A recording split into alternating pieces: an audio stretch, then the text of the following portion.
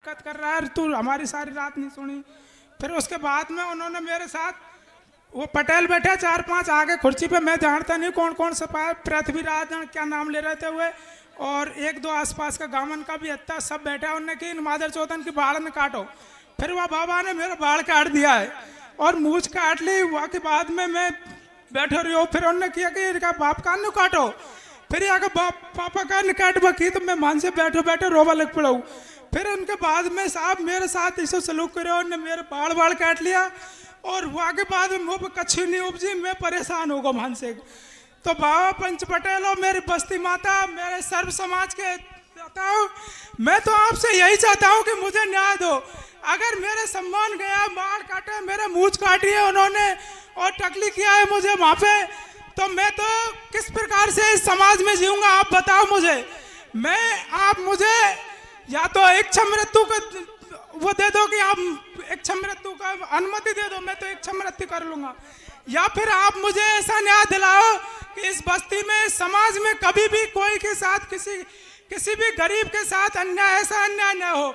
मुझे मार लेते, पीट लेते, पैर तोड़ देते, लेकिन मेरा उन्होंने ये बाल काटे, मूछ काटी है, इसका न्याय तो आप ही दिला सकते हैं मुझे। मेरे पंच पटेल हो, आप मुझे या तो अनुमति दे दो कि भाई आप आत्महत्या कर लो, कैसे भी कर लो, कुछ भी कर लो, मैं मेरे परिवार के साथ जिंदा नहीं रहूंगा। आपके हिसाब से आप जो भी न्याय हो वो मुझे आप अपने मन से दे दीजिए।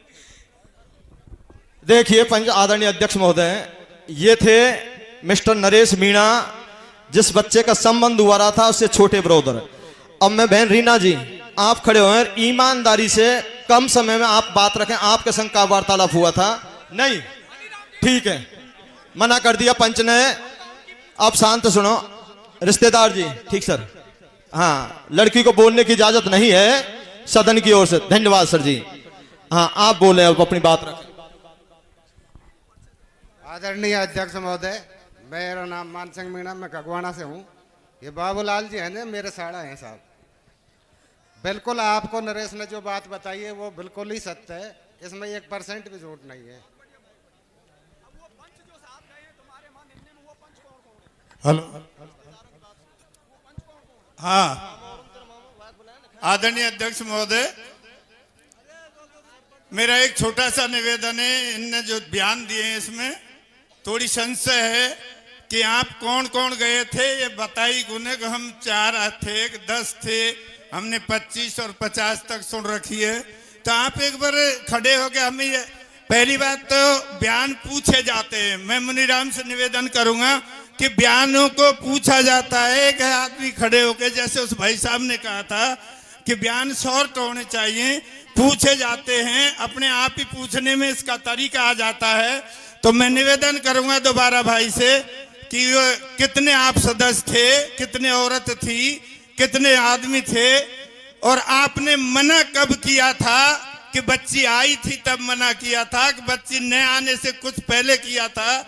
इसको खोलकर सदन को बताएं। धन्यवाद।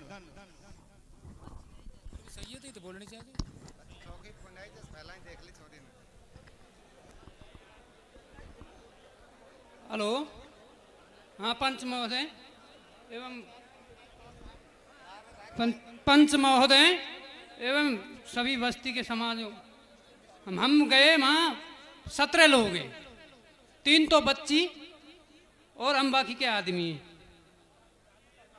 दो छोटे छोटे बालक हैं और हम आदमी हैं।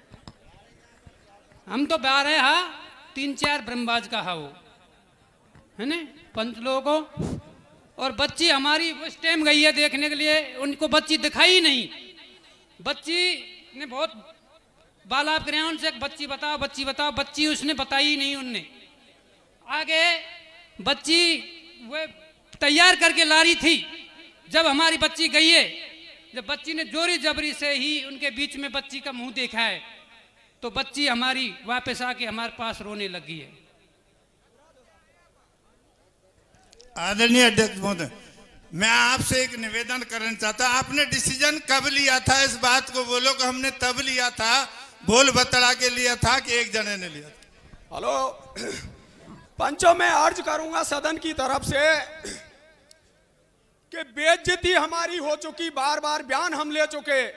सदन का अनुरोध है कि बेइज्जती के बावजूद जो पंच बेटा पक्ष को छुड़ाने के लिए गए हैं, उन्होंने बॉन्ड कैसे किए वो पंच खड़े होकर अवगत कराएं सदन को। ये मंच का आपसे अर्ज है पंचों, मिस्त्री सरपंच साहब, कि बेइज्जती तो बेइज्जती हुई और आपने बॉन्डेड क्यों हुए वहां जाके एग्रीमेंट पे, ये सदन को अवगत कराएं पंचों, मेरी अर्ज है आपसे। और फिर आगे बात आगे बढ़ाओ पंचों। अरे तो बॉन्ड क्यों है या बेइज्जती तो बेइज्जती हुई है, बताओ ने। हेलो बाबा, मैं बताऊं या बात है किसे होया है वहां?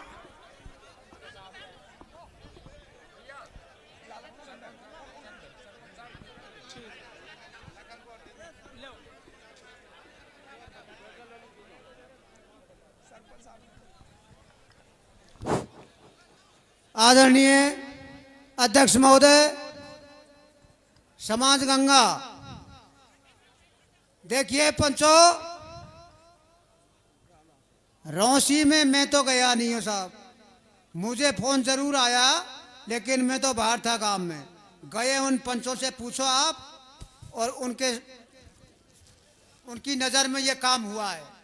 हमारे महेश जी गए और कौन कौन से गए हैं आप बताओ। हेलो, देखिए बंधुओं, माननीय अध्यक्ष महोदय मुनीराम जी इनके साथ गए हैं। मैं निवेदन करूंगा मुनीराम जी से पूरा जो वृतांत है उसको विस्तार से सदन के सामने रखें। आप इनके साथ में गए थे, आप वक्ता हैं, पूरी जानकारी है आपको, कृपया इस सदन को पूरी घटना के बारे में बताएं। माननीय मुनीराम जी बताओ, मुनीराम जी बताओ।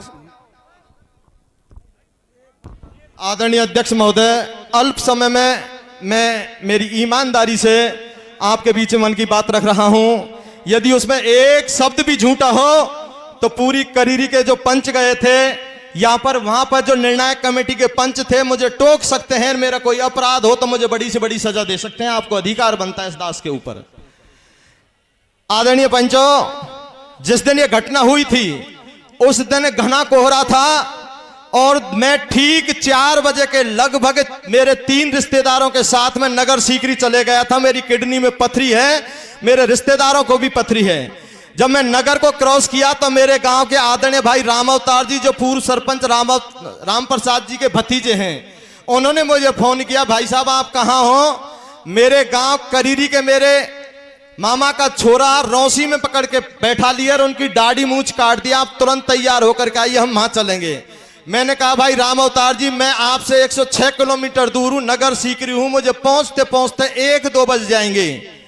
हमारे सरपंच साहब आदरणीय राम प्रसाद जी हमारे कुछ पटेलों को लेकर के, गांव के लोगों को लेकर के करीरी में आए, क्योंकि इनको रात को ही मैसेज हो गया था। करीरी के सरपंच आदरणीय पूरण जी को मैसेज हो गया था, करीरी के रमेश जी को मैसेज हो गया था कि ऐसी वहां पर हो रही है, लेकिन जब तक कोई मुंडन कार्यक्रम नहीं हुआ था।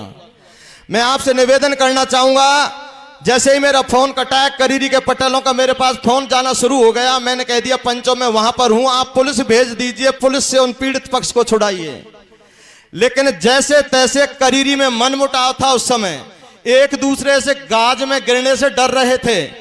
हम जब 1:30 बजे आए, सैकड़ों आदमियों के साथ में हम यहां से रवाना हो गए। रवाना होने से पहले मैंने बच्ची के दादाजी जो हरिराम पटेल जी रौसी, जो भाई रामदेवाल जी गोपालपुरा, इनने मेरे को नंबर दिया। मैंने उनसे कहा, मैंने कि भाई क्या मैटर है? उन्होंने कहा, वो रोने लग गए, बोले भाई आप आइए जल्दी। 5-7 बार उन्होंने मुझे कॉल किया।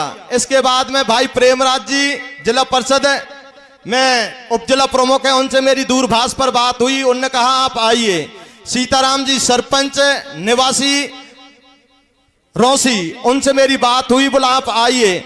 और सीताराम जी निवासी महेशुआ, उनसे दूरभाष पर मेरी कई बार बात हुई। उन्होंने कहा आप आइए और कैसे भी करके यहां से इनको लेकर जाइए। पंचों, हम जब पहुंचे तो नांगड़ हम जैसे ही निकले, मैंने करीरी के लोगों को रोका और उनसे पूछा आप हमको लेके तो जा रहे हैं, लेकिन आप चाहते क्या हैं?